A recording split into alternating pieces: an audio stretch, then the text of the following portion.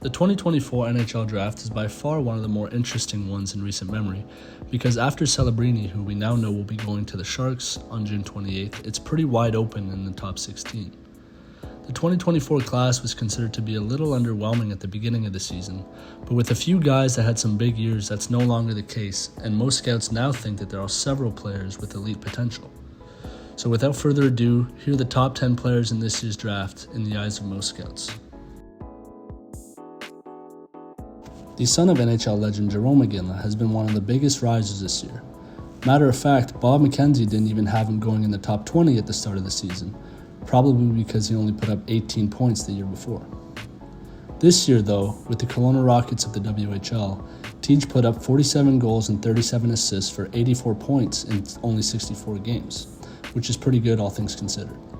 Like his dad, Iginla has a tremendous compete level, and his ability to quickly change angles using his tremendous edge work, which is one of the best in the draft class, combined with his deceptively heavy shot, have made him a nightmare for WHL goalies.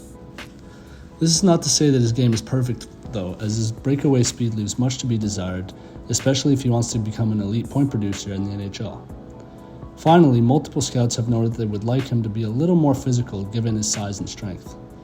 He's been able to bully some WHL players this year, but he will need to increase his physicality to remain relevant at the next level. The Habs have been rumored to have substantial interest in Iginla at 5, but if he falls further than that, he would be a no-brainer pick for the Calgary Flames at the 10 spot.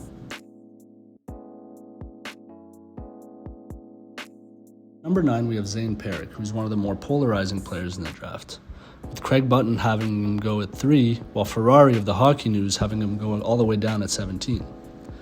This year in the OHL, he put up 33 goals, which set a league record for draft-eligible defensemen, and 63 assists for 96 points.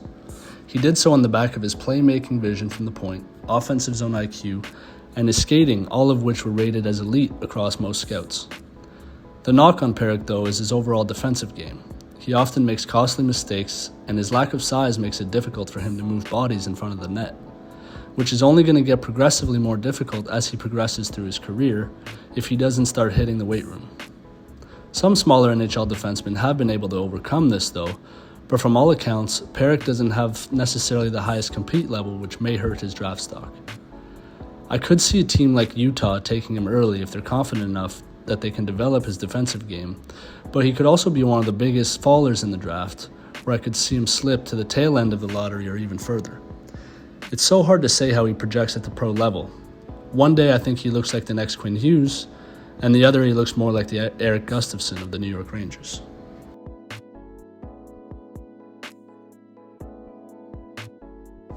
Helenius is a slightly undersized center who has spent some time playing the wing in his first year in the Top Finnish League.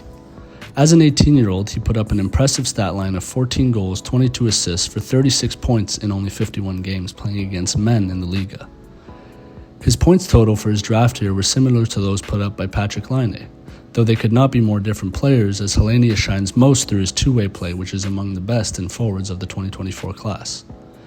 This is not to say that he's a purely defensive player though, as his speed and quick release have made him a threat in the offensive zone as well. The perfect way to describe him is that he's sort of a jack of all trades but a master of none, where all his skills are well above average among his peers, but he doesn't appear to be truly elite at any one thing. His struggle in the face-off dot and relative lack of size have also put into question whether or not he can be a center at the NHL level. In my opinion, Helenius is a perfect example of a low-risk, high-reward player. He could well become a player like Sebastian Aho, or more of a purely defensive specialist like Anton Lundell.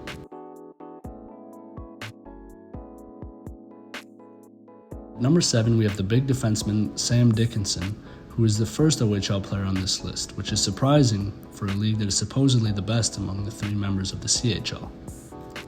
Dickinson put up some really impressive numbers this year for the London Knights, with 18 goals, 52 assists, and 70 points in 68 games. What makes him so highly touted in the eye of most scouts though is his defensive game. His D-zone transition is perhaps the best in the class, and he shows significant ability at both ends of the ice. He can play pretty mean too and has a really heavy slap shot from the point that puts fear in the OHL goaltenders.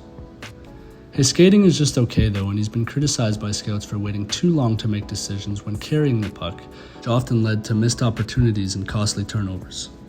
For the sake of comparison, imagine an Aaron Ekblad type player if Ekblad wasn't made of glass. All in all, Sam Dickinson is the D-man prospect with the highest floor and is a sure bet to become a really good number 2 or number 3 for years to come, although his lack of elite upside will probably keep him from leapfrogging the other 2 defensemen on the list, barring a leap from Anaheim, which is not out of the question with how unpredictable Pat Verbeek is come draft day.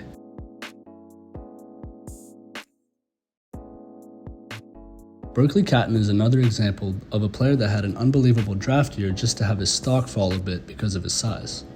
I'm not sure when NHL teams are going to learn of their past mistakes, like when Alec DeBrincat and Cole Caulfield slipped for the same reasons.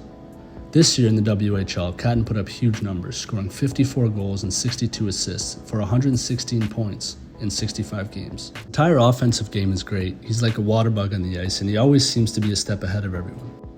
When you combine that with some elite goal scoring and playmaking potential, Berkeley Catton could very well be the second best player in the draft when we look back at it in a few years. It's also worth mentioning that his compete level is high and his two-way game is nothing to scoff at either. Now, his size is a matter of concern, no doubt, with him weighing in at just 163 pounds, but him being just shy of 6 foot at 5'11", his frame does have a lot of room for filling out. With the right development team around him, he could develop into a poor man's Jack Hughes, although his developmental curve may be longer than some of the other forwards on the list.